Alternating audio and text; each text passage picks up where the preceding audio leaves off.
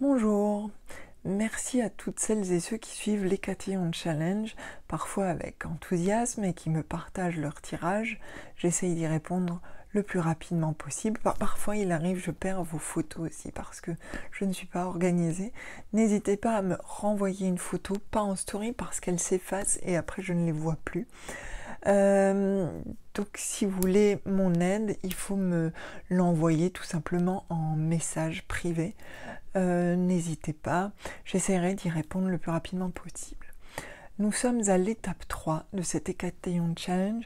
Pour celles et ceux qui ne connaissent pas, c'est un travail sur l'ombre qui se déroule en 9 étapes, qui est diffusé à la fois sur Instagram, d'où la version verticale, et le format vertical, pardon, et sur YouTube. Pour celles et ceux qui me suivent sur Instagram, vous trouverez le lien vers les étapes et les explications écrites dans mon Linktree qui est en bio. Vous trouverez le lien vers l'Hécathéon Challenge et vers la note de blog qui s'y rapporte.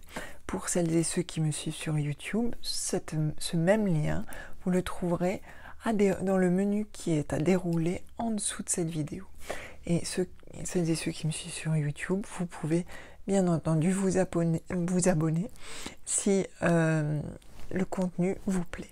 Ceci est une guidance collective qui permet d'expliquer pédagogiquement chaque étape de ce travail sur l'ombre.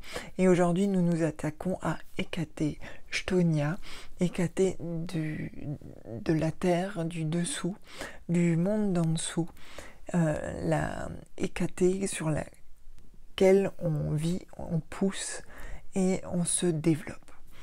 Mais c'est aussi une terre fertile pour l'ombre et nous allons essayer de démêler un peu ça. J'ai déjà préparé mes cartes et je vais les retourner au fur et à mesure de ce tirage. La première question de cette troisième étape, c'est quelles sont les racines de mon ombre. Donc, je vais tourner les cartes vers vous. Je ne sais pas si vous voyez grand chose, je vais donc vous les montrer. Alors, j'ai tiré à l'envers le 7 de coupe qui a été tiré à l'envers. Et puis, dans l'oracle des déesses sombres, j'ai tiré l'élu. Que me disent ces cartes? Quelles sont les racines de ma part d'ombre? Quelle est l'origine de ma part d'ombre? L'origine de ma part d'ombre nous dit cette carte qui est renversée d'ailleurs, surtout dans sa façon, dans son inversement, c'est que ce qui nous bloque, c'est l'envie d'être envieux, d'être parfois aussi, d'avoir cette peur permanente d'être démuni face à la vie, face aux richesses. Du coup, ça crée une sorte d'envie de l'autre, de ce que peuvent posséder les autres, et parfois c'est quelque chose effectivement qui peut être très bloquant. C'est un peu l'arbre qui cache la forêt. Il faut, avec l'élu, on se rend compte aussi que ça cache un sentiment en fait d'infériorité. C'est l'écho d'un sentiment d'infériorité face à ce que peut réussir d'autres. C'est-à-dire que du coup, on développe parfois des formes de jalousie, d'envie, mais qui vont nous bloquer, ou tout simplement une barrière parce qu'on se dit qu'on n'est pas assez bien. On parle parfois du syndrome de l'imposteur. Je pense que ça fait partie de ces racines de part d'ombre. Donc il y a vraiment ce sentiment de non-réussite qui peut vous prendre la tête et dont il faut absolument se sortir. La deuxième la deuxième série de 2 cartes que nous allons tirer, c'est ce que me communique et me donne ma part d'ombre. Ce qu'elle me communique et elle me donne, ça peut être à la fois très instructif, mais aussi ça peut être des bonnes choses, bizarrement, si on sait les prendre de la bonne manière. Nous allons voir ce que nous dit le tarot. Alors, nous avons cette carte. Alors les épées, c'est jamais très fun, c'est le 8 d'épée. Alors le 8 d'épée nous dit que notre part d'ombre nous communique un sentiment très triste et que nous avons tous connu, qui est les illusions perdues. C'est-à-dire que nous arrivons tous à un moment de notre vie où on a l'impression qu'on vit dans la désillusion de tout et qu'on a envie un peu de baisser les bras. Cette carte nous dit aussi que c'est une forme de néant en fait qui nous habite à cause de cette forme de désillusion. Je l'approcherai dans mes références pop culture du néant dans l'histoire sans fin. Vous savez, cette espèce d'ombre noire qui mange le pays imaginaire au fur et à mesure jusqu'à ce qu'il n'y ait plus rien. Donc essayez d'être comme Atreyu sur son cheval et combattez cette ombre, ce néant qui vous mange et qui vous rend vulnérable. Alors, l'oracle de la déesse sombre, cette fois, c'est Lilith. Et Lilith, c'est ce sentiment qu'on peut avoir aussi d'injustice, justement, face à ce néant qui avance. D'injustice parce qu'on est désillusionné. Et c'est quelque chose qu'on porte en nous. Il faut absolument s'élever vers la lumière. Et Lilith nous apprend aussi qu'une colère, mais maîtrisée, peut faire naître des choses très belles. Essayez d'utiliser ces désillusions comme Atreyu le fait pour la combattre. Essayez de trouver votre Aurine, c'est le talisman qu'il porte, et essayez d'avancer dans ce noir qui semble vous emporter parfois. Ne vous laissez jamais tomber dedans et essayez toujours de voir la lumière dans le néant.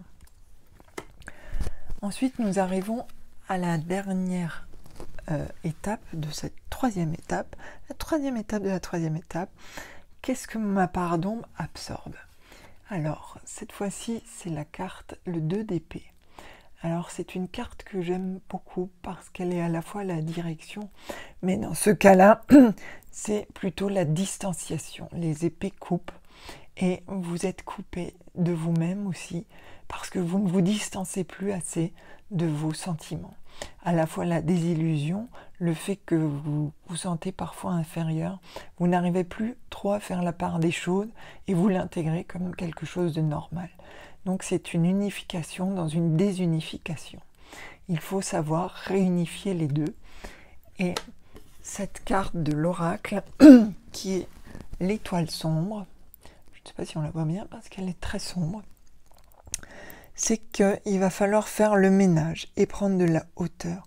Vous êtes comme un astre qui peut briller si vous vous défaisez, si vous vous défaites.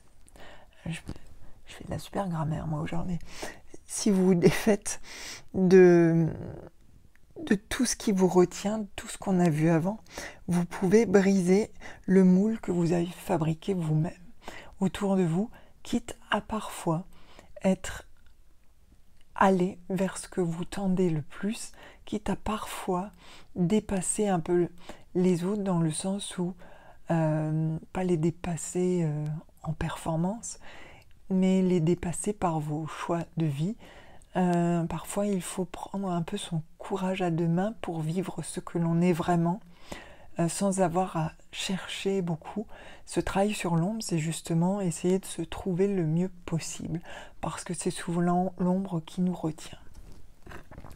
Ce que je retiens de ce tirage de façon générale, c'est que nous sommes tous empêtrés dans des sortes de toiles d'araignée gluantes, mais que l'on peut s'en sortir avec un petit coup de clé magique, comme Frodon avec la grande araignée dont j'ai oublié le nom, Shelob je crois, contre Shelob, et que vous pouvez essayer de sortir de ce cocon de désillusion et de noirceur que vous pouvez parfois vous construire, qui se construit avec la vie, avec des ratages.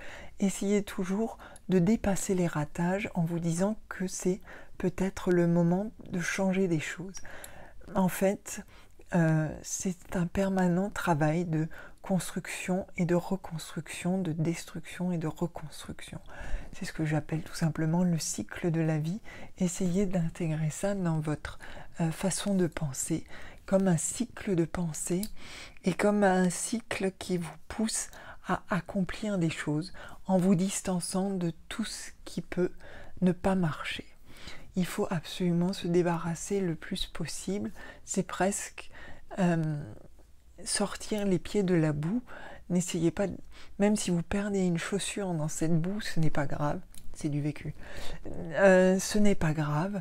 Vous la ressortirez aussi, vous la nettoierez. C'est exactement ça. C'est comme si vous marchiez parfois dans un marécage et pourtant, vous avez pied. Il suffit de pousser un peu pour s'en sortir. Donc, vous devez reprendre confiance en vous. C'est ce que cette guidance collective nous montre de façon générale. Bien sûr, c'est plus ou moins fort selon les personnalités et c'est plus ou moins ancré selon les personnalités, son histoire, son avancement spirituel, etc. Il y a beaucoup de facteurs qui font que ça peut être plus ou moins fort, mais nous transportons tous des bagages un peu lourds et qui font partie du néant. Donc n'oubliez pas, soyez comme Atreyu. Pour celles et ceux qui n'ont jamais vu l'Histoire sans fin, je vous conseille de lire plutôt le livre, parce que le film a un peu vieilli, mais il y a toujours Falkor, le super dragon porte-bonheur. Alors essayez de penser au dragon porte-bonheur, et essayez d'imaginer votre esprit volant sur le dragon porte-bonheur, au-dessus de tout ce qui vous retient à la terre, de vos ratages, tristesse, ennui, et soyez au-dessus de ça. Je vous souhaite une bonne soirée, un bon week-end. La prochaine vidéo de l'Hécatéon Challenge sera mercredi, et puis la prochaine vidéo sur YouTube, ça va être un tag, parce que j'avais envie de faire un truc un peu léger dans tout ce travail sur la part d'ombre qu'on fait en ce moment. Donc vous verrez, ça mélangera la pop culture et l'ésotérisme. Vous le savez, je suis très fan de pop culture et d'ésotérisme forcément. Et je trouve que c'est toujours bien de se représenter les choses par des images, par des choses qu'on a lues, qu'on a vues. Même aussi des tableaux, bien sûr. Moi qui suis peintre, je ne peux pas passer à côté. Donc on va voir ça bientôt. D'ici là, je vous souhaite le meilleur week-end possible. Pour ceux qui travaillent, bon travail. Pour ceux qui peuvent se reposer, essayez de trouver le repos, la sérénité. Essayez de vous retrouver, un peu de méditation, de calme. Pour ceux qui passent le week-end avec leurs enfants, amusez-vous bien. Même s'il y a des devoirs, et puis à bientôt.